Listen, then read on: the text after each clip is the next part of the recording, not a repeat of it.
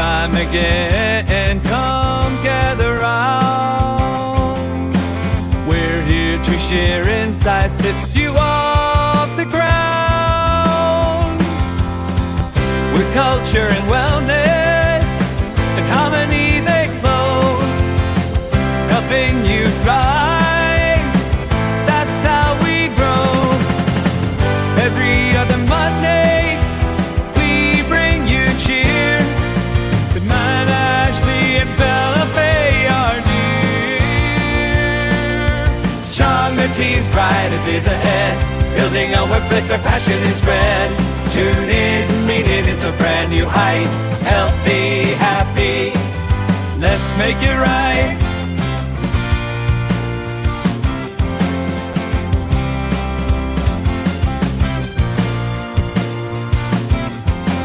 Mental clarity, physical strength, so true.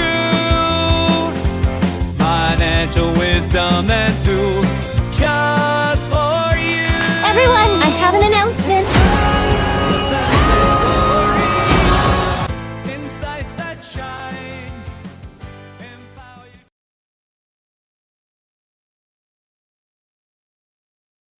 you.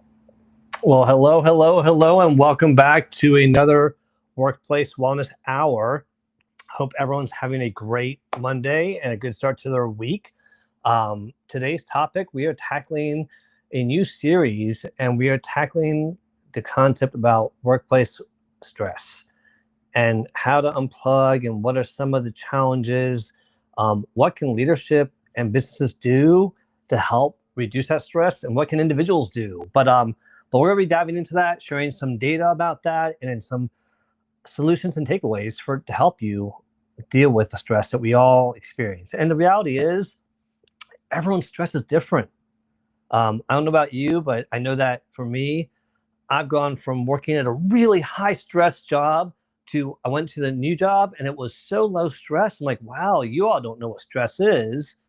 Well, 6 months into the job, I was just as stressed about the things that they got stressed about, because it all becomes relative into what your environment is. And so I'm looking forward to tackling this topic.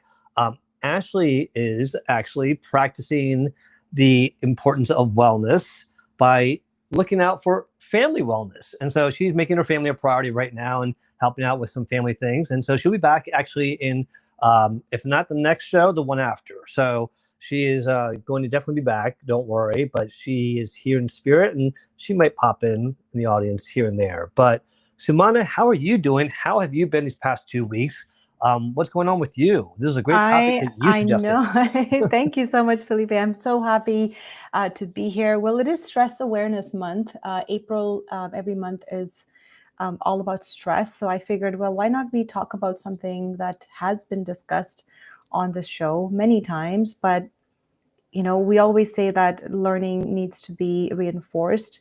So we like to bring back old topics and bring back some strategies that we've discussed in the past, but also bring back some new things that we believe are important sort of in today's landscape, because a lot of things are happening. I'm actually happy. I'm well. The sun is shining. The weather is nice. I've been going for a lot of runs, going for, you know me, I like to do all kinds of physical wellness things. So that's been my go-to sort of that stress strategy. As Felipe mentioned, Ashley is not going to be around for a little while, but you know what, Felipe and I have done this. This is how the show started almost like 3 seasons ago. And I'm just looking at the calendar. By the end of July, we would have completed season 3, and we'll be starting season 4 like this year. So this is very exciting. That's insane. Tell me, Felipe, is this your longest show ever on LinkedIn? Is this collaboration that we have? I'm going to say that I'm not aware of any other show that has lasted this long. I know that others have done great runs, but we have lasted, as far as how long over the years, we've lasted the longest, I think. I don't know of any other show right now that's been this consistent with the same people. Wow. Can we just give ourselves a round of applause? I think Yeah, that's amazing. absolutely. Well, and not only that, it's that, you know, obviously it's one of those things where you can tell that we're passionate about what we do, because we wouldn't be doing this as long as we have.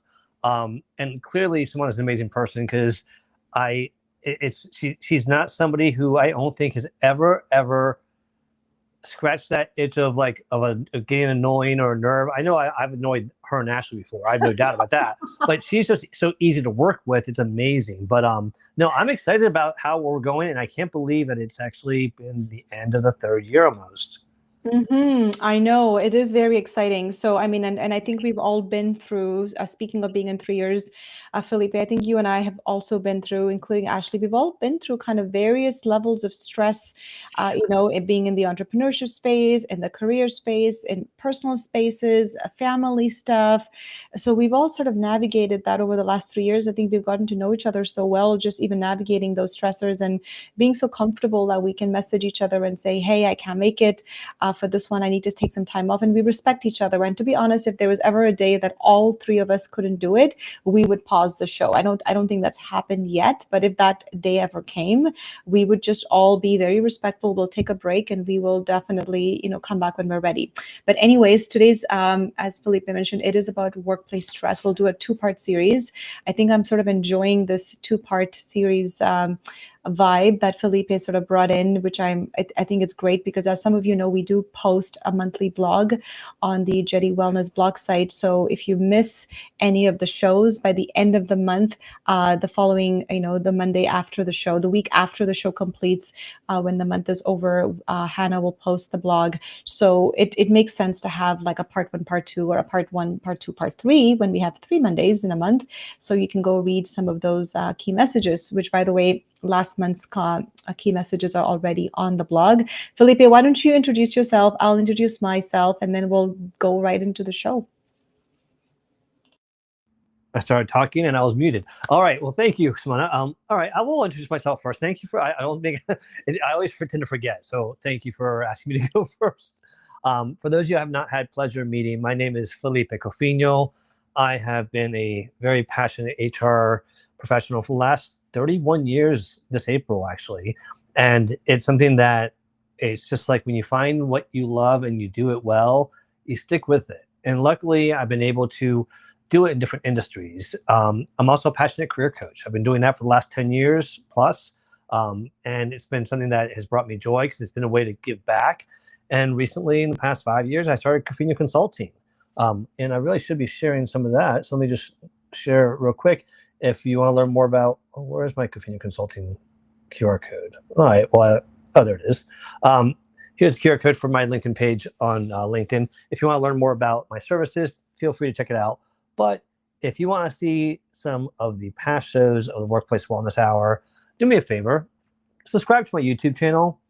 I'm trying to grow the YouTube channel a little bit, have another home to house a lot of what we do here, not just on the Workplace Wellness channel, but on my other shows. I do Careers, Chaos, and Coaching with Melissa Houston, Social Saturday Chat with the Social Saturday Chat crew. And I do have some other Felipe's 5 videos on there that I've done in the past, as well as there are some entertaining, funny videos of me cooking that I will say people have laughed quite a bit. And not just at the cooking. That's all I'm going to say. That's the teaser there. But check it out. But I'm also very, very passionate about doing these live streams and audio type rooms with Sumana and Ashley and others, because it's a chance for us to give back. It keeps us on our toes and allows us to make sure that we are staying on top of stuff, but also be open to different perspectives that you all share when you come and join us, or each other's perspectives here on stage. Sumana and I don't quite have quite the passionate disagreements that Melissa Houston and I may have, but we will very respectfully agree to disagree and not have a problem with it, which is great. So it's like Sumana's the sister that she just, like I said earlier, she didn't just know how to push my buttons. Where the wonderful Melissa Houston, she knows the buttons and how to push them, and she has fun pushing them sometimes. But with that being said, I do want to welcome some people that have been joining us here. It's great to see Jay and Noni and Nicole and Kendra and Nick. I don't know why I called you Nicole, but Nick. Melissa Houston's in the house, I saw earlier. And we had Peter. Thank you for joining us. Meryl Cass, of course. Chasen, who I owe you. I got to set up that check out your calendar to get on your calendar to meet with you. So I'm looking forward to that. Sajith Kumar, it's great to see you, my friend. It's always wonderful to see you here. And LinkedIn user, I don't know who that is, so let us know who LinkedIn user is. This is the person, whoever said this is coming up as LinkedIn user. So let us know who you are. And then, of course, Jackie, it's great to see you here. And let's see, did I miss anybody else? I think that's it. So it's great to see you all chatting together. I put the chat on the side here so everyone can see and engage. But let me hand it over to Sumana to introduce herself before I get started. Over to you.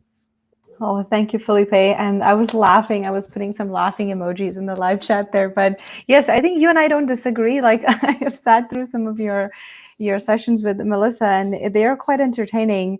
I don't think you and I have that vibe. So that's a little bit different here, but we definitely have a lot of fun. And I know you have fun with Melissa too. So yeah, we definitely laugh. We just don't laugh at each other.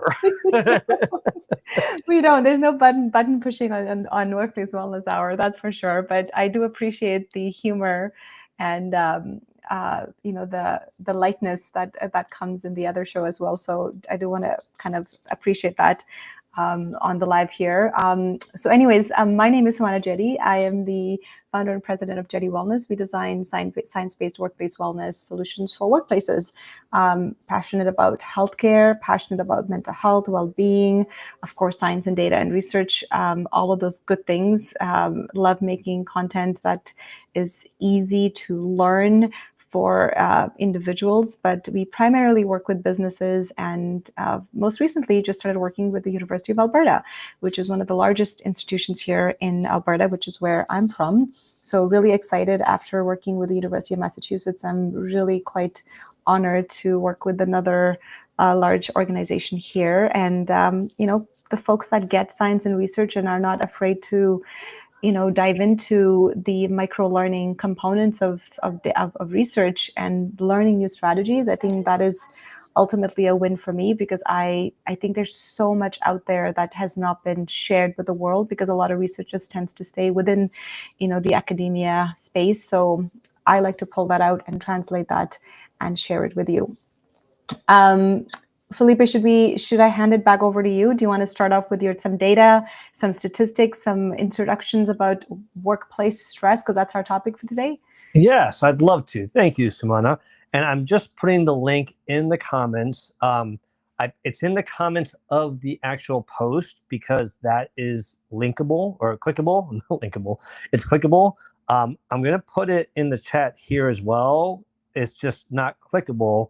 That's the only negative. So that's why I do put it in the actual comments of the original post. So feel free to check that out. But feel free to raise your hand and join us on stage. We're going to bring people up in about 10 minutes or so. And we were open to hearing your thoughts on this topic. But so to get started, let me get back to, let's see here. There we go. All right, let me turn off the chat here for 1 second while I do this real quick here, because I want to be able to share with you all some stats about stress in the workplace, which, they're pretty a little bit eye-opening. So, my Felipe's 5 with Workplace Wellness Hour originally started with sharing a lot of data and stats. And then I started going back, I started changing some recommendations. I'm going back to some data. I want you all to realize that this is not just what Sumana and I think. This is really what we are learning from information that we're reading out there. And this is data as of 2025, okay? So the first one here is about daily stress and burnout at alarming levels. So 83% of US workers are reporting daily work-related stress, all right? 83%, that's insane. That's more than 2/3, y'all.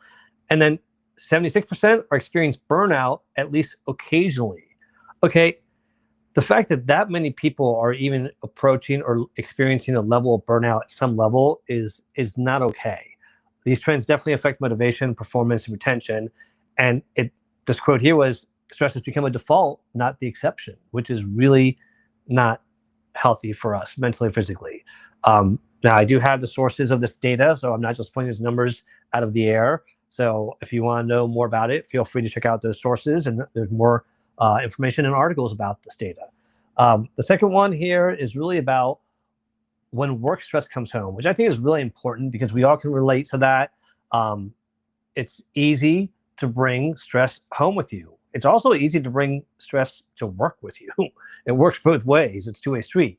But 54% of people say that work stress negatively impacts their home life. And the reality is that a lot of times, think about why we have work friends.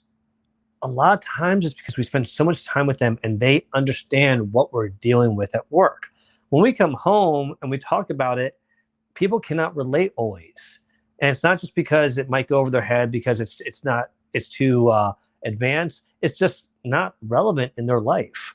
So when you come home and you can't vent to somebody who understands, it may come out negatively and you don't have an outlet. So you need to make sure that's an important reason why we need to find those outlets ourselves so that our family and friends don't suffer. Now, 68% feel like they lack healthy work-life balance, which work-life balance, it's not like, it's a myth if you're trying to achieve 50-50. That's not what we're saying. It's more about, Tuomo used to always say work-life harmony, which I always like that. Because the reality is sometimes your personal life and your family are going to take up more time because they are the priority. And there are times when you're going to be working weekends and nights because you got a big project that's due. As long as it's not one way all the time, that's what we're saying is make sure that there's the ability to say, hey, you know what? Last month I worked so much, but this month my daughter's about to have her first baby. That's not true. That's not just so y'all know. I'm just using it as an example. Don't go out there spreading a rumor. But if that was the case, I'd be like, hey, I'm going to be spending a little more time with her just during the last weeks of her pregnancy because she's been having some difficulty, you know? That's what you should be able to do. But when people can't, they stress out about it. Oh my God, what am I going to do? I can't be there for my daughter, my work, I'm afraid to ask. That shouldn't be, but people feel that way. And then, Sumana, I love this one here. When I read this one, financial stress also bleeds into personal time. And I'm so glad that that's becoming more of a norm because we always talked about mental and physical. And Sumana knows that I've been pushing financial stress. I mean, as well as she has, of course. But because the reality is, when you're financially strapped, don't tell me it doesn't stress you out. So this quote here, work-life balance is not a perk, it's a necessity. It really is. And that's just, the necessity part is letting people take that time when they need to focus on themselves or their family, especially when you've already asked them for extra time for the business or the company. So there's some of the websites there that I got that information from in the articles. The next one here is about stress is a health crisis. Bottom line. This is definitely, the stats are going so high that it's not like, 5% or 10%. These are high numbers, you all. And here's like these stats here, 39% needed unplanned time off just because of stress. Not because of what they should be doing, like, I'm going on vacation. I'm going to take a long weekend because there's a holiday. I'm going to take some time off because my friends are in town. No, it's because they are just stressed and needed a mental health day. Now, there's nothing wrong with taking a mental health day, but if you're taking them regularly, that's not okay. And I'm not saying that it's not okay that you're doing it. It's not okay that you have to. Now, 50% plus report sleep issues tied to stress, which we all know that's been a very normally reported thing. And then 35% have lost their temper at work because of stress. And I'll be the first one to admit that happened to me. And I'll never forget the day it happened to me. It was about 15 years ago, but boy, it was not my best moment at all. And it was because I was stressed and I was not handling things well.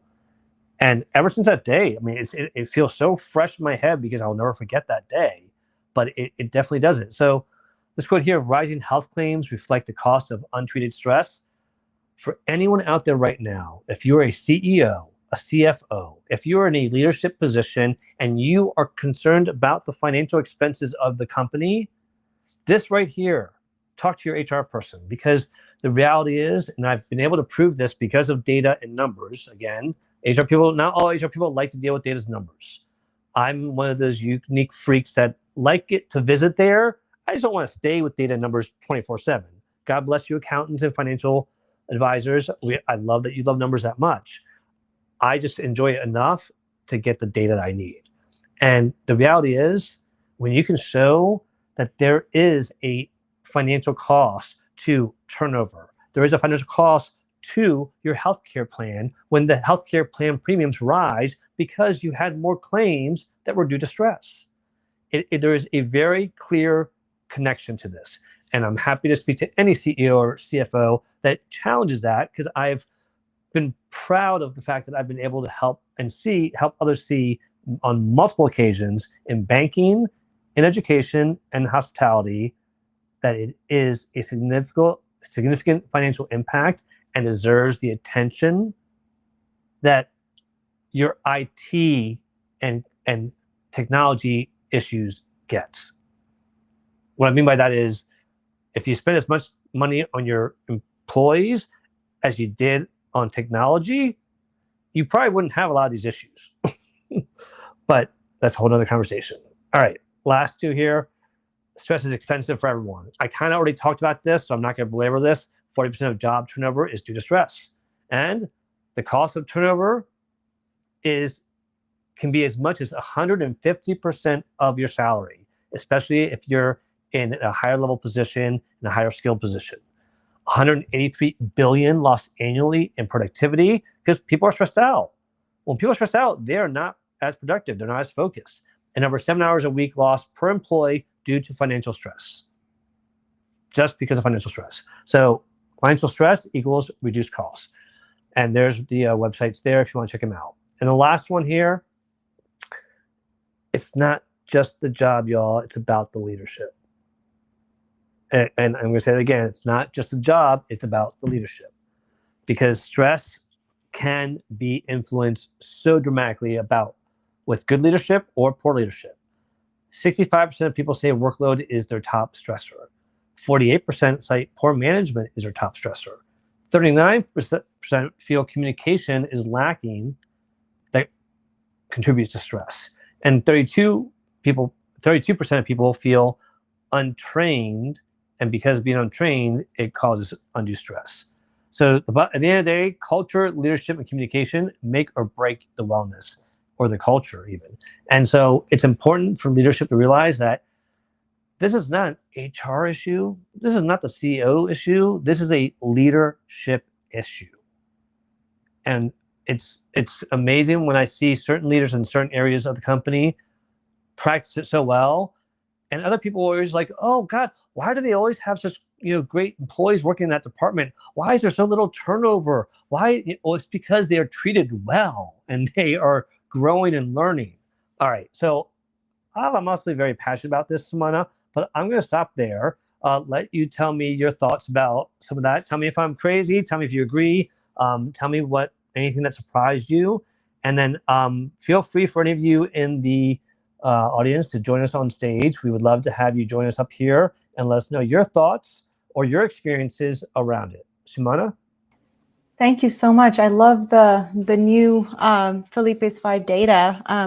I think you and I also are very passionate about, we're the same. I think we don't love working in it 24 hours, but I'm like you. I like looking at data to make informed sort of data-driven decisions, like looking at those analytics and trends to be like, well, what can I do next to help better my well-being? And not just, these numbers that you've shown, Felipe, which I think are great, but also even like basic numbers, like your 10,000 steps, for example. That seems to be a very common one that a lot of us know, like, hey, are you doing your 10,000 steps? Or if I'm doing a 5K run, I want to look at my data to be like, hey, how am I doing? If I'm training for this, how are those numbers changing? So it's just more kind of helping me determine if I am on the right path and if I need to pivot or make a change to get back on the right path. So I think you and I think the same, and I appreciate all the data that you've shared. Honestly, none of it was surprising. We've done this long enough to see that these numbers are what the current state of the workforce is. Now, I have to say, the one thing we worry a lot about is when we think about stress, we automatically think it's a bad thing. And I want to just maybe position and have the audience think a little bit about how stress can also be an ally. If 83% of us are experiencing daily stress in the workplace, I think that's right. I think that is very correct, especially since we're doing hybrid work. Our workload is high. I had asked a question in the chat, what is your sort of biggest workplace stress? I think a very common one that I've heard in the past on LinkedIn when I did a poll, but also just through research and evidence, is it's workload. Workload, they all say, I have too much to do. I'm doing a lot. I have a lot of files that I'm managing. So workload is usually typically the one that I hear the most, especially in spaces like healthcare, HR, tech, engineering, like these types of kind of domains. Now, when I say that I want you to sort of think about stress can be an ally, you can refer to the post that I had sort of shared this morning about stress. And I said that you need to look at stress in kind of like a strategic way. And the graph that I had shown is research from the 1900s. It's not new research, but it's very reliable and consistent research that shows that you can either have too little stress or you can have too much stress. If you have too little stress, then you're going to be bored and you're going to procrastinate. You're not really going to be able to do the things that excite you. And, that can also lead to being understimulated. But if you have too much stress, and the data that 76% of the workforce is burned out, I believe that can happen because we've tipped over the peak of how much our body can handle. So if on the y-axis we have performance, and on the x-axis we have stress level, you want to be at that sweet spot, which is what the researchers had discovered. Is there's a very beautiful spot on the upside down U curve of the Yerkes-Dodson curve, which says that you want to be at that perfect space to be not burnt out, but also not bored. So I'd like you to consider what are some things that you can do to not be at that burnout level and also not be at that too little stress level. But considering, and I think Stephen had made that comment this morning, and I want to reiterate that, is knowing that each of us can experience stress sort of differently, and our highs and lows are different based on our job, just our personal perseverance, resilience, what we've been through, and all these different factors, genetics, environmental. So your capacity and your capability of stress is going to be very different from person to person. Melissa might be able to say, hey, well, my too much stress happens when I have 10 things. And Sandra could say, well, my too much stress happens when I'm only doing 3 things, as an example. So kind of understanding, if you want to reclaim your performance and you want to be in that sweet spot, that optimal level of performance, then you have to figure out like what are some of the things that drive you? What are some of the things that drain you? What is your tipping point? When do I get road rage? Like that for me was a very clear indicator. It's kind of like that indicator that you can have on your dash when you're driving, whether it's your oil change or your tire pressure.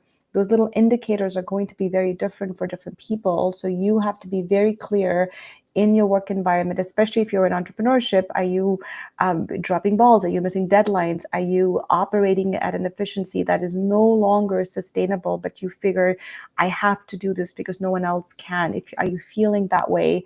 And how do I, double down on recovery? And I'm a huge fan of active recovery, because wellness by definition is sort of an active process. So you have to think about doing these things on a minute by minute, almost a level, hour by hour, and not be waiting for the weekend. I've made hundreds of TikToks about this. I think my most viral TikTok was the one where I said a weekend of rest is not going to cure your burnout. I mean, that's 100% correct. You can't wait for that tipping point when you get diseases and fatigue and your quality of life starts to disintegrate. And I mean, that's the point I really want to hammer down here in this sort of session. Is I want you to think about your quality of life. What happens to you when you start to lose your vision, or when you start to lose mobility, you start to experience skin abnormalities, digestive issues, heart palpitations, hypertension, diabetes. Like these are all manifestations of chronic unmanaged stress. So what I'd like you to think about is, how do I change that concept from unmanageable stress to manageable stress? How do I keep that recovery as kind of my day-to-day active thing that I'm doing? And we talk about this a lot in our Jetty Wellness blogs. There's so many different strategies that I've given you over the last 4 years now through various different mediums, but doubling down on your recovery so you don't go into that tipping point, and you know the difference between your capacity to manage your individual stress, I think is the key to ensuring that you have that quality of life that does not come with diseases. Because I can tell you right away, one disease can manifest into something else, and this is now a multifactorial problem. And every disease is going to add to lowering your quality of life, which can also ultimately impact your mental health and well-being, because nobody wants to walk around and have to talk about disease to their employer.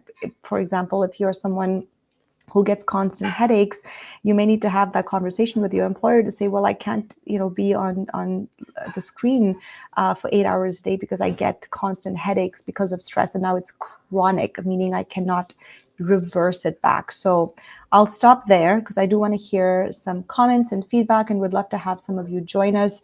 Come talk to us about what are some of your stressors. Come talk to us about what you're doing for recovery. And if you understand this concept of daily active recovery for your performance, so that you don't become a statistic and a part of the data that Felipe had shown on the slides there. Felipe, over to you. Well, thank you. And there's some great comments in there. And I just want to say thank you to everyone. It's one of those things where, like, let me get back to some of these comments that were on here, that, like, Sandra Wise, for example, she was sharing that she agreed that can be very stressful on your rights. Sometimes you can't talk about some people that haven't experienced what people are or have been experiencing. And I always give the example of somebody who's never had anxiety is not going to understand someone who does have anxiety and what it feels like, because they've never gone through it.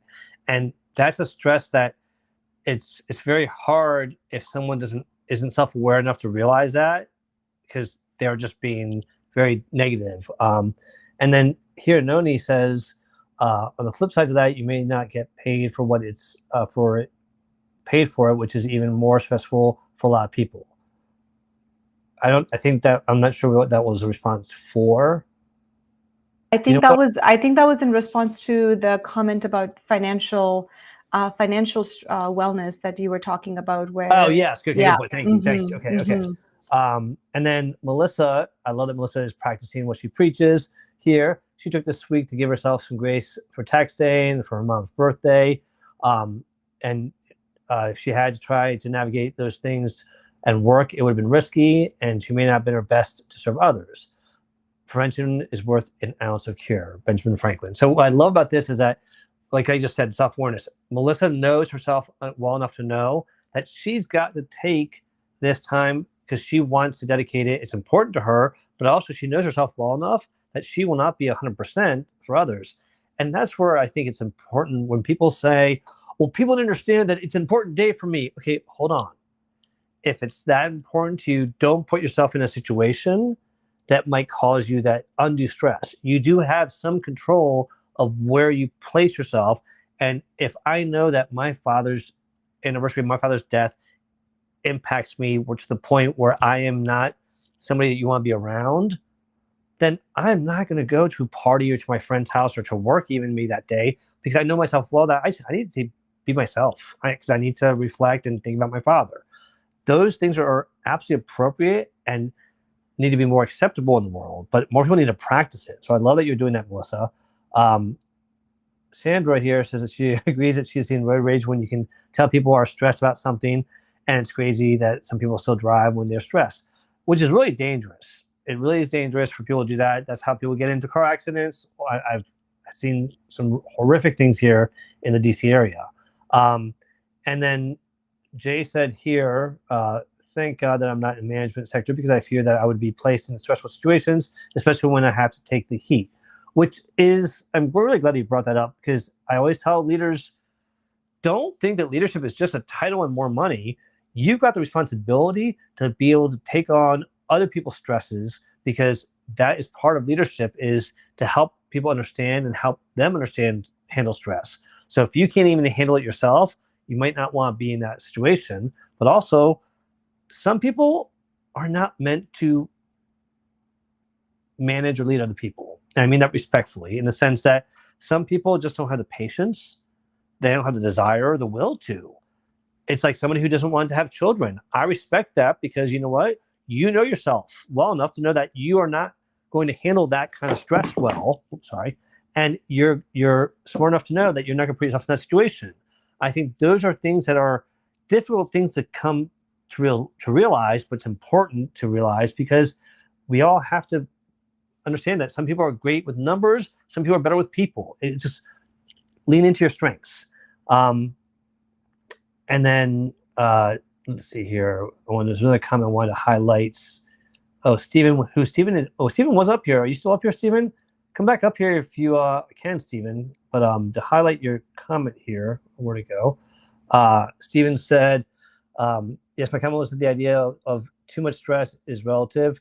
It varies from person to person. There's no right or wrong way of measuring it. And I'm so glad that you brought that up again, Stephen, because early on I was saying that I've been in very stressful jobs, and I've gone to a new job where the stress was so much lower, but people there were still really stressed out.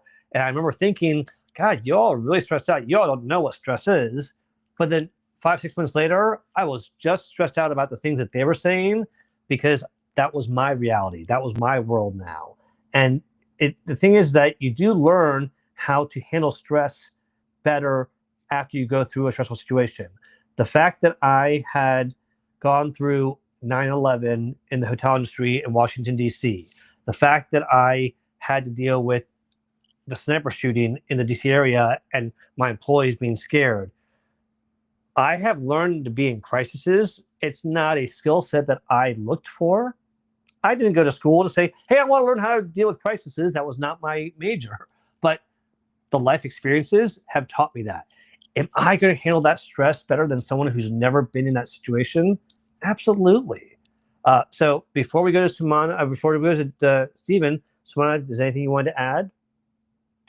No, I'm loving the comments. I think we're all on the same page here about, how stress manifests, how we need to take recovery seriously. And I mean, a lot of the folks that are listening, I feel like they've been in so many of our sessions. So I think we are getting the point across that ultimately it is about your health and well-being. And, my biggest takeaway that I always say to folks is, you can try to push it down. You can try to go for a long drive and be angry and have road rage, or eat a lot of chocolate, or sit around watching bad television for a long time, which these are all good passive coping skills. But if you do too much of it, ultimately, your stress is going to show up. There's nothing you can do once you go sort of past that tipping point. If it's not going to show up in mentally, it's definitely going to show up physically in some way, form, or another. So I want you to keep in mind that maybe we have these amazing maladaptive coping strategies, which may work. Maybe you just do some behaviors that are okay for the time being. And I always say that's okay to do a couple little things here and there to help you de-stress. I love watching cartoons when I'm stressed, but I don't want to be watching cartoons for like weeks at a time and lower my performance. So keep an eye on it, because you can't hide it. It eventually will show up. That's about all I have to say. I enjoy watching cartoons once in a while too. I've watched one called Invincible that's on Prime.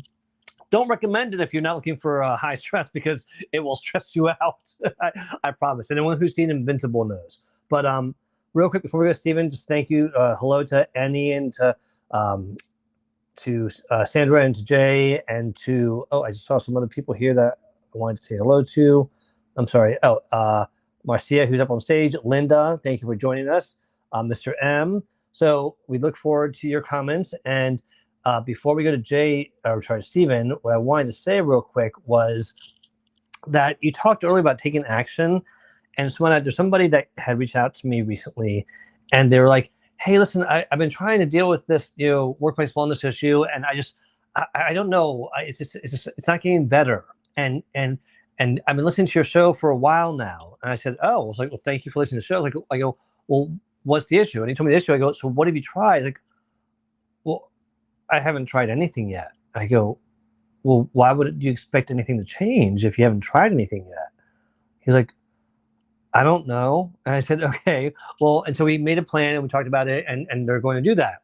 And I say that because we got to put in the work, y'all. We got to put in the work if you expect things to change. Now, Marcia, when we get to her, she's an exceptional person who puts in the work and sometimes gets a lot of pushback, but she's a great example of that. So I wanted to introduce people into the concept of active wellness. And I don't know if that's going to work or not, but I'm going to introduce it right now today on this date, April 14th at 8:41 p.m. Eastern Time. Active wellness, I think, should be a thing that we think about because we talk about it, but are you getting off your butt and doing anything about it? Because if you're not, don't expect change. All right, I'll get off my soapbox on that. Stephen, thank you for being patient and being up here. I always value your insight. Please ask your questions, share your insight. The mic is yours. Thank you, Felipe, and everyone else. This this is such a multifaceted topic, and there's just so much that you and I can go on and on. But what I wanted to interject real quick is that the the work that you put into coping with stress starts way before the stressor occurs. So just using me as an example, like my work related stress comes and goes in waves. Nothing too severe or too light. But in moments where it is heightened, what I notice about myself is that when I am feeling really stressed, I don't I don't act out per se or do anything out of the ordinary. I mean, I might eat a little bit less because my appetite is suppressed, but I still manage to do something that's very important to me. That is get enough rest. I go to bed earlier because I know that I'm horrifically drained in those situations. And I know that if I continue to strain myself any further, then that's going to be really counterproductive. So in those moments, my body has already decided my outcome for me. And that that comes from just knowing myself. So I'm curious if any of you have experienced anything similar. Oh, Stephen, this is why I love you so much, my friend, because you bring up such great thought-provoking questions or concepts. And Thank you. I wanted to clap so hard in the beginning when you started talking, and there's no clapping emoji. But it, clearly you have done a lot of self-evaluation, and I think to your point, being proactive is such a key thing because if we know ourselves well enough and we know that we're going to be in these kind of situations, what are we going to do? I know that if I am going to be really busy this week, last week, I did some early preparing for things that I knew were going to be stressful because I didn't want to leave it all for the end.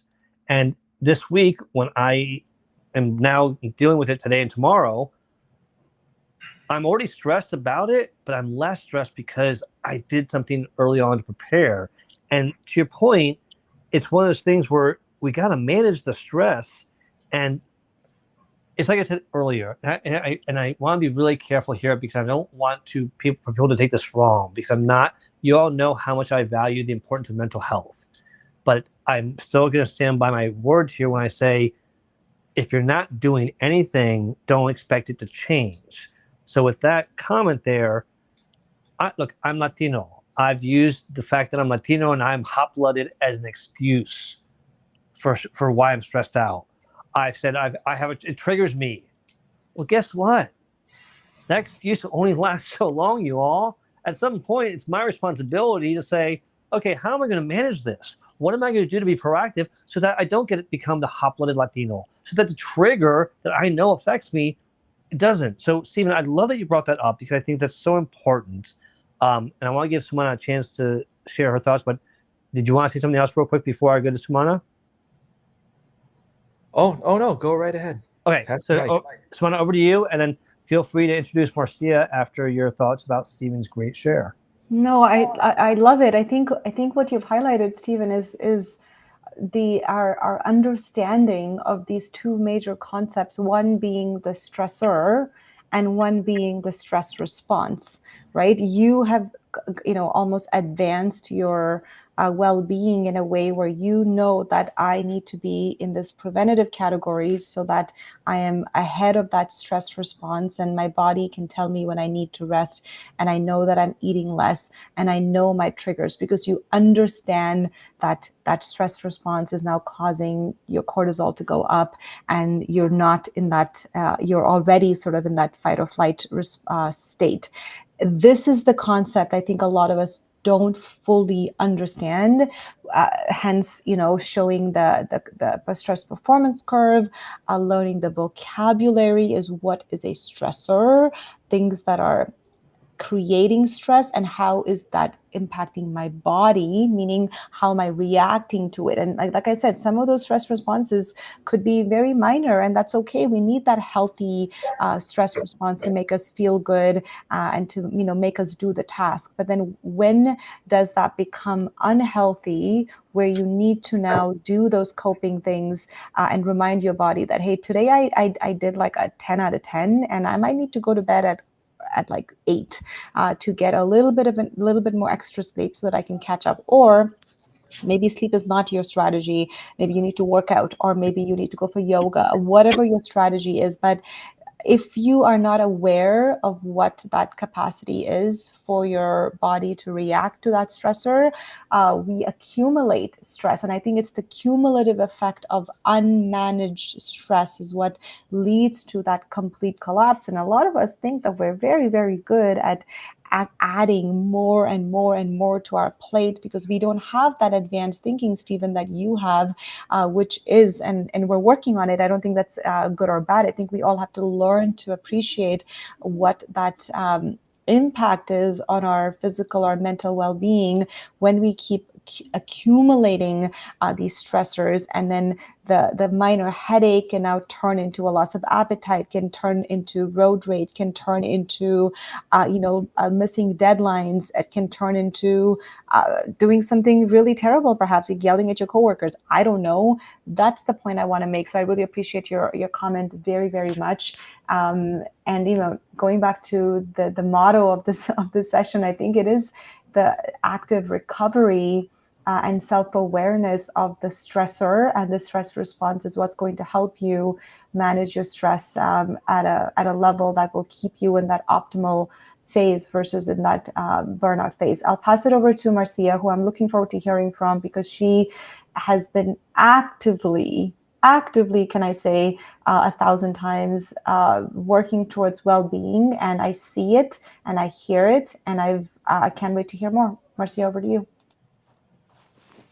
Hey Queen, hey Felipe, hi everybody. So I'm gonna be not too long-winded, but Felipe, you touched on some things. You touched on September 11th. I was in the hospitality industry too then. But let me get on to what it started with me in 2014. And that's why I said for a while I was very bitter about the hospitality industry, the way I was treated. It was so bad that I stepped away, but I didn't know about really. But what I should have done, hindsight is what it was. But what I should have done was go on FMLA. That's what I should have done, because it was rough, and it was menopausal, and plus some other things. My supervisor was really not a nice person. She was really a micromanager, and a few other things I'm not going to say on the platform. But It was so bad. I had started going to a workplace support group, a workplace therapy group that my health insurance company had at the time. So I was leaving every Wednesday to go to the group, trying to get some clarity on my next steps. But I ended up getting dismissed, and that was rough. It was so rough. It was rough. I got sick for about 2 weeks. Then I got myself together, try to get refocused. And I was so angry at them. I said, because all the work I put in, and they said, oh yeah, the day is it. You out. And HR said, well, we won't, and they said, well, we'll give you 2 weeks severance. And we won't deny your unemployment. Like that part. I just wish that's why I'm into sharing, and I try to give people advice on lived experiences. So because life does not come with a starter kit, you learn as you go. So fast forward now, Sumana, your point. I can't, I would never be that way ever again in life at all. At all. I'm telling y'all, at all. Because now I know how to effectively manage it, manage the stress. As the man, I work out almost every day, every other day. I have a support, this young lady, she has a nonprofit. We do women's therapy groups once a month, which is fabulous. I'm with people in the community. I'm always out and about, working out, exercising, being active, keeping my mind sharp, spreading health and well-being to my colleagues and to the people in the community. And I'm in the Love More movement. I'm still doing my certification, level 2. I'm still in the Love More movement. So I'm doing things, for me because, baby, I'm not trying. Only thing I'm trying to die from now is old age. That's it. Thanks, y'all. Thank you, Marcia. Appreciate that. Appreciate your storytelling and your tenacity. I think you've been so diligent at not making the same mistakes again. And I loved your comment about, I'm never going to do that again. I think a lot of us, and folks who are listening, you can give me a thumbs up because I can see your screen here. But if you've been through this kind of burnout or pre-burnout, or experience any one of those elements, whether it's exhaustion, cynicism, or inefficacy, because we all know that burnout is a kind of a spectrum, and it doesn't show up the same. Just like stress doesn't show up the same for all of us, burnout is not going to show up the same for all of us. But you reach a point where you're like, I am never ever going to put myself through that ever again. I think we can probably all agree that we have maybe experienced that in some form or another through lessons learned. But the only problem with when it comes to health is that these lessons learned can come at a cost, and the cost is, like I've mentioned before, illness and your quality of life decreasing. So we have to be very, very careful when we ignore those minor stress responses and wait until our capacity has completely burned us out and left us with a disease that we have to now live with forever, because that cost is too much. I think there's nothing that can replace that. Health is wealth. Felipe, over to you. Well, thank you. And Marcia, I gotta say, I still want to give kudos to you for being one of the people that has always gone out there and tried to take stuff that you've learned and you've tried to implement it, whether it's been for yourself or in the workplace. And you're a great example of that. I just want to give you kudos for that. But, thank you for sharing your story. And that part where you said you probably should take an FMLA, I think that goes back to, we need to know ourselves well enough to know how to take care of ourselves. Because at the end of the day, no one should expect anyone to take care of you better than you take care of yourself. I'm going to say that again because I wrote it down. No one should expect anyone to take care of you better than you take care of yourself. If someone does, good for you, but that should never be an expectation. You should be taking care of yourself better than anybody else. And so with that, when you made that comment about FMLA, there are actually laws out there to help protect you so that you can take time, especially if it's medically related. And people are scared in the workplace. I get it. I totally get it. But the bottom line is, if you do your due diligence, cross your T's and dot your I's, there's ways that you are going to be protected. And if you have questions, feel free to reach out. But I just want to reiterate how important it is that we take action and take care of ourselves and know ourselves well enough. Marcia is a great example of that. Stephen, you are as well. And so I'll stop there. I do want to say welcome to Michelle Ramos. Great to see you here. Linda, I sent you the link. I hope you can join us up here. And Jay, you were up here and you dropped off, so feel free to come back up. Nick, you are here as well. You brought up the importance of sleep. I will tell you, and I can sure tell me in the comments if you all agree with this comment.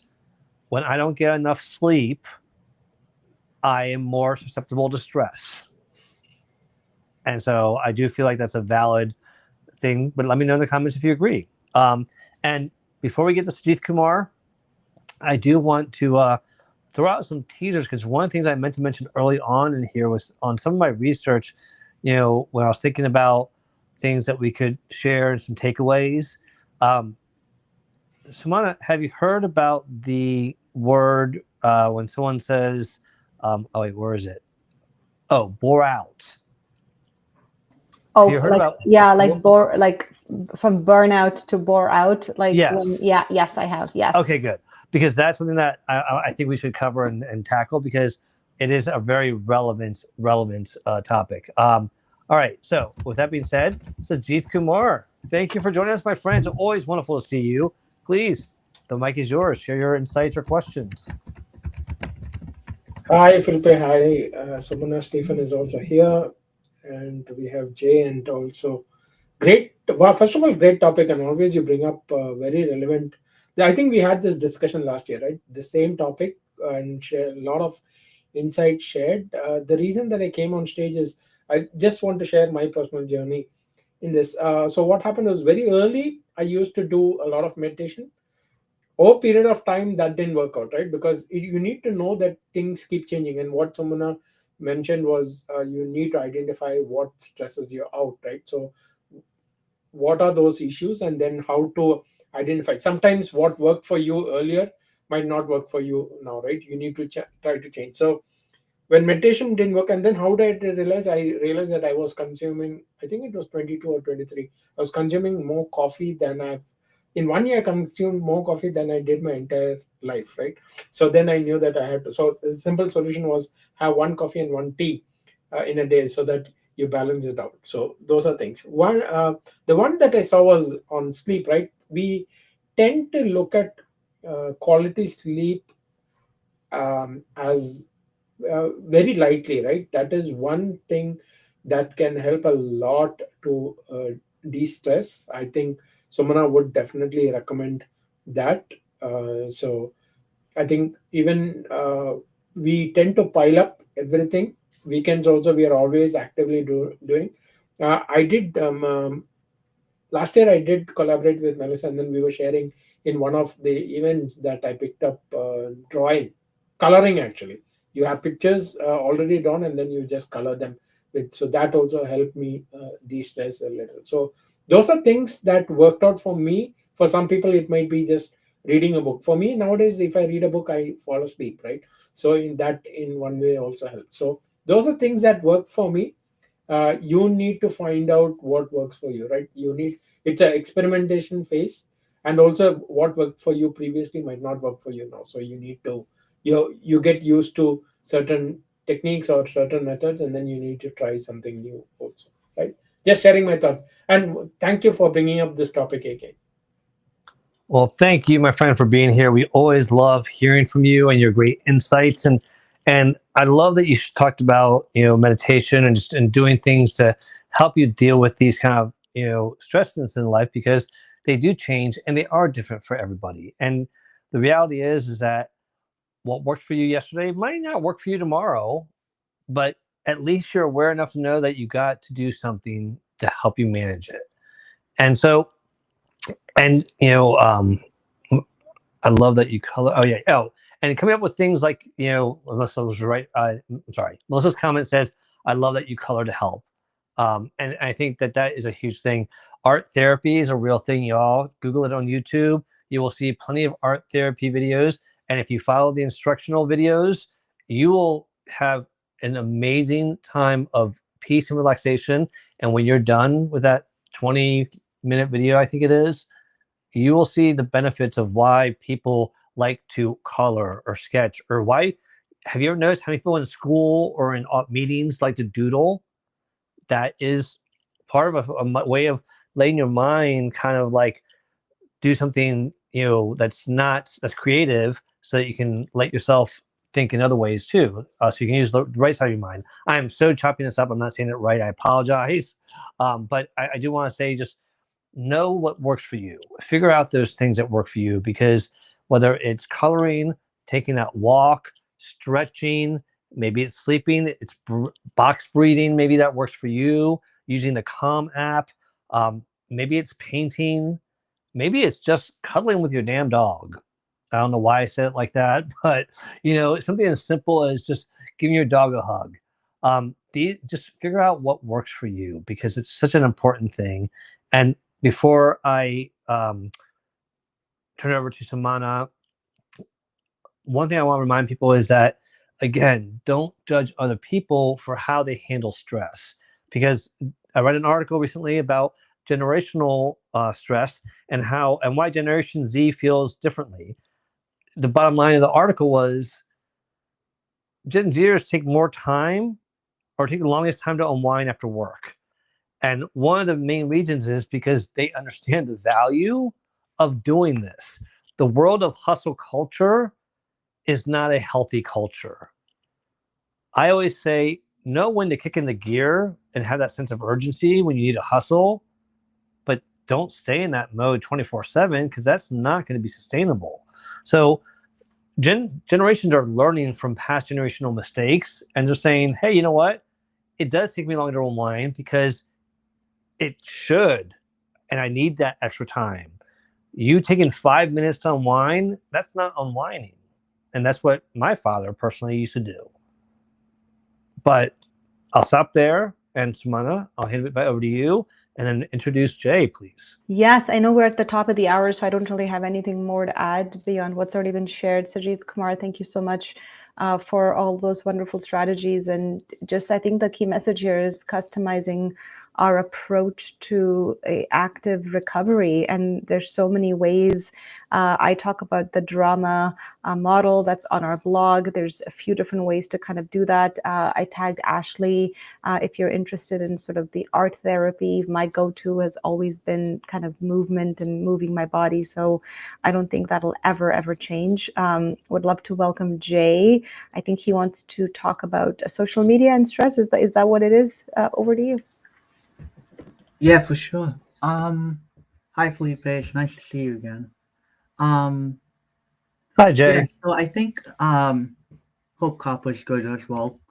One thing I just wanted to say is that I think some of the things that I know hear or know of is that the fact that is that social media can definitely stress us out. I think one thing that we always think is that, oh, well, maybe social media is the answer. Not really. Social media may not always be the answer for everything. We don't have to reveal to the world the stressful situations we're in. There are always other ways to find cures for that stress. Whether it's going out for a walk or going to a museum or doing something productive. Social media is not exactly the answer for everything, to be honest. I think that's another factor that plays into our stress. And yeah, that's basically all I wanted to say. Yeah, thank you for sharing that. I know you're right. We tend to either use it as doom scrolling to passively detach as again, like a coping strategy, right? Passive detachment. We use social media to just scroll, endlessly scrolling and consuming unnecessary content. But sometimes it can be great to share, with your community. I know we've talked about this a lot, and I talk about this a lot, is different stress especially different burnout profiles and different stress responses require different strategies. And sometimes you do need community to come help you cope with it. And I know for us, sometimes using social media community is a great way to deal with, those stressors. And other ways, maybe you just want to, be with your family and disconnect and take a break like Melissa did, and Ashley is now doing that. We all have taken our respective breaks, from the space that we love, but we don't share everything. I know I don't. There's very little of my life that's shared on social media, but that's a personal choice. But it's a good thing to remember that we may not need to rely on these tools for every different type of stress. I'll leave it there. I know we're at the top of the hour. Felipe, I'll hand it back to you. Well, thank you. And I just want to welcome Cindy Cohn. Thank you for coming, Cindy. It's great to see you. And Sandra, thank you for sharing the Calm app, and Sumana shared the Balance app. So there are some resources for you all to look at. Jay, I just wanted to highlight, about the social media, and it is something that it is not naturally healthy, and it does naturally can add angst and stress in people's lives. One of the things that like a lot of us have done is gotten caught into that doom scrolling. My wife was pretty much addicted to TikTok, like many people were, and she's like, I don't know why I do it. I go to look at one thing and I get lost in the feed. And one of the things that I realized that I do this on Instagram.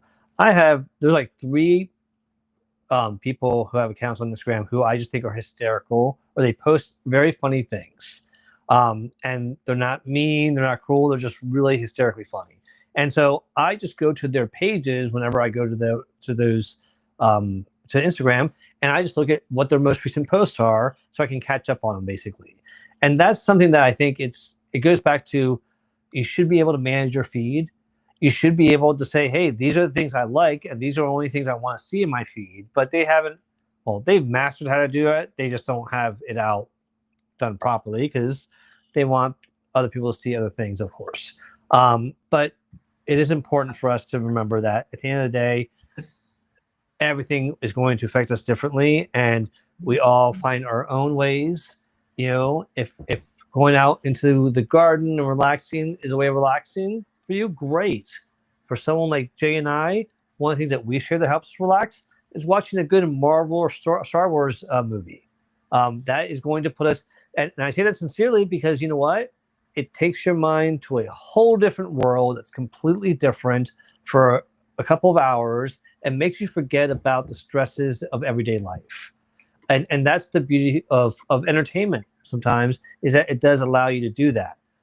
However, when the entertainment is constantly scrolling like TikTok and other things that you can get lost in, that's where you got to manage that and be like, okay, I got to be my own boundary. So I'm really glad you brought that up again. This has been such a wonderful conversation, you all. I do want you all to know you'll see information coming out from the blog that Sumana will be putting out on Jetty Wellness, and I just want to highlight some of these things real quick before I forget, because obviously we showed you Jetty Wellness. Hit that QR code if you have not checked out her website and all the great work that Jetty Wellness does. But because Ashley's not here, we talked about her art and all the great things she's doing.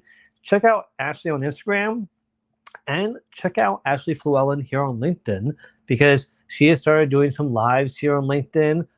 So really talking about art and the importance of creativity and how it helps your wellness. So please check that out. And as always, like I said before, check out Caffeine Consulting. But more importantly, I shouldn't say more importantly, but I really do want to increase the YouTube channel. So if you're kind enough to subscribe to my channel, I would love that. But find a way to, let us know what you would like us to cover in the future. We want to make sure we hear about those things. And of course, as always, we always appreciate any insights on anything that you think is relevant today or trends that are happening. DM Ashley, Sumana, or myself, and we'll be happy to add it to our list of topics that we're going to cover.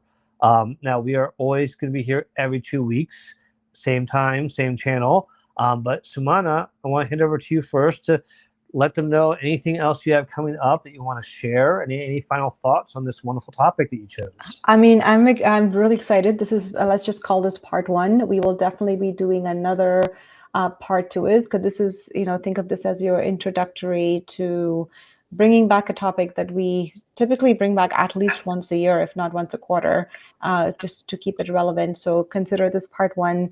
2 Mondays from now, we'll do another workplace stress series. We'll find another topic that's related to workplace stress, because it is Stress Awareness Month. So we'll sort of continue on. We've also shared the blog. I think we kind of now know, hopefully the community knows, that once a month after the show is done, Hannah Nees, who is our ambassador now for Jetty Wellness, she's been promoted. She writes the blog once a month. So we put all the key messages, Felipe's 5, all the videos, any other resources that are shared through our community. In the DEI blog from last month, we included a resource called Inclusion Factor from our Canadian creator here. So that was a good one. So if you have resources that you'd like us to add to the block that you believe are valuable to us, please put it in the comment, because we do look through the comments and find valuable resources, and we put that in sort of this one-stop shop kind of space related to the month's blog. Nothing really coming up besides just one more self-awareness piece of content that will be coming out on Wednesday. Jason Roeder, who is our Jetty Wellness Ambassador and Leadership Associate now, has written a really nice piece on self-awareness and why that's important for leaders. So we're going to be posting that on Wednesday. So there's a lot of content that's coming out of Jetty Wellness, almost like three blogs a month, which is great. I appreciate all the young minds that want to contribute to articles that are research-based. And then, of course, Workplace Wellness Hour with Felipe and Ashley is also there. So there's a lot of information that we're sharing, not to overwhelm you, but just to give you an opportunity to learn and micro learn in ways that make sense to you, because there's videos and PDFs and assessments and surveys and things like that that we try to give you in each of our content pieces. So that's about it. Couple more exciting things will come up over the next few weeks on the Jetty Wellness page, so keep a lookout for that. And I'll be back with Felipe. Ashley will join us probably next month, I think, from the looks of it, but I will definitely be back with Felipe the following Monday after next. Well, thank you, Sumana. And yes, the series will continue. And this, this series, Felipe's 5, was more about the data. I wanted to share those numbers with you all because, again, if you're not living in that world, you don't realize it sometimes. It's very eye-opening. And for the next show, we'll be sharing some very valuable takeaways. We'll be sharing some practical tools and takeaways, but we'll also be sharing some real-life stories. Sumana and I have always been very transparent about our journeys. So we're going to be sharing some real-life experiences. I haven't told Sumana this yet, but because I know her so well, I know that she has done this before. But we want to invite you all to share not only your real-life experiences, but what you learned from it. That's the important part to share, is what did you learn from it, and how did it help you moving forward? Because the stress is never going to end. That's going to be a part of life. It's up to us to figure out how to manage it. So hearing those real-life stories are going to be really relevant. And then also tackling the fact of, I teased you with the word boreout. If boreout to burnout, you've never heard that before, Google it, check it out, because we'll be talking about that as well. And of course, the big elephant in the room. No, not politics, calm down, but not too far, the economy and how it's affecting us. That's a real life stressor. So all these things to come. As far as what I have coming up, I do have on Saturday, I have the Social Saturday Chat. So feel free to check us out there every Saturday at 12 noon Eastern time. Feel free to also check us out on your favorite podcast. We are on Apple, Google, and Spotify. Just do a search for Social Saturday Chat, and you can see some of the great guests we've highlighted there. And then on Sunday, I need to check out with Miss Melissa Houston. I don't know if Sunday we're going to have Careers Casting Coaching. We are scheduled to, but it's Easter Sunday. Now, I have family coming over at 2 p.m., so I'm available to do it technically. I don't have any huge conflict at that time directly, but I'm going to check with her and keep an eye out for that. That might be coming out, which would be again Sunday at 11 a.m. Eastern for careers, counseling, coaching. Other than that, I look forward to seeing all of you all. Thank you, Sajith, Marcia, Stephen, Jay, for coming up. Thank you all that joined us in the chat. And thank you for engaging with each other. We'll respond to you. But do me a favor, let us know if you're team live or team replay. Obviously, team live, let us know now. If you're team replay, let us know. And we will respond back to your chat, to your comments if you're watching the replay. So please let us know about that as well. And thank you again for everyone that we shared, that watched. Thank you to Linda for watching this from YouTube. I love that you're watching it from YouTube. That's awesome. And we appreciate everyone's wonderful questions, insight, and experiences they shared. You really add so much value to this room, and we can't thank you enough. So with that being said, Sumana, any last comments before we wrap up? I am looking forward to coming back for part 2 and hope to see everyone there, and have a wonderful night, everybody. Thank you for all the speakers and for all the comments in the live chat. That's been great listening to you. And thank you, Felipe, as usual. Well, thank you as well, Sumana. It's always wonderful to do this. It feels like old times again. And I hope everyone has a great rest of your Monday. Stay positive, stay healthy, stay well, and we'll see you in 2 weeks. Have a great night, everyone. Bye, Adios. everyone.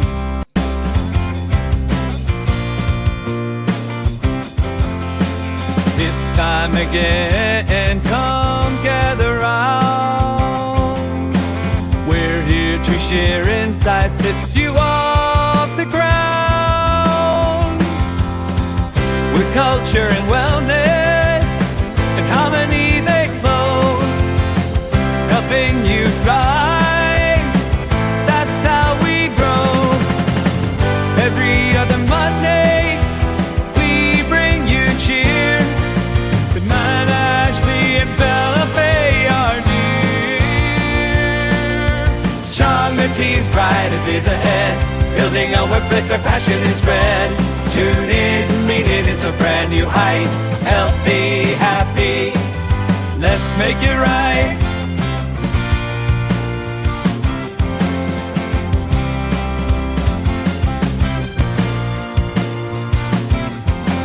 Mental clarity, physical strength, so true. Financial wisdom and tools